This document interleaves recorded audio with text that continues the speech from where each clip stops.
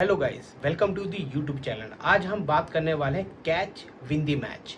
सो guys, कल के मुंबई के मैच में अगेंस्ट पंजाब एक ऐसा इंसिडेंट हुआ है जो कि हिस्ट्री में भी पहले भी बोला जाता था और आगे भी बोला जाएगा और करंट में तो बोला ही जाता है। इस कल का आप लोगों ने मैच देखा होगा जिसमें मुंबई वर्सेस पंजाब का मैच था।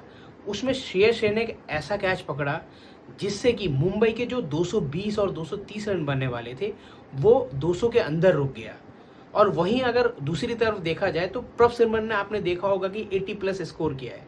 उनका की कैच भी स्टार्टिंग में छूट गया था, लेकिन वहीं उनका कैच छूटने के बाद उन्होंने पार लगा दी पंजाब की इनिंग को। सो गाइज, ये बहुत पुरानी कहावत है, क्रिकेट कैचेस ज़्यादा अच्छी पकड़ेगी उसकी टीम विन ज़्यादा करेगी।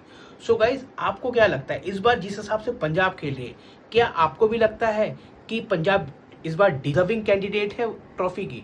यस, बिल्कुल। अगर आपको भी लगता है तो प्लीज़ कमेंट करिए, लाइक करिए एंड शेयर करिए।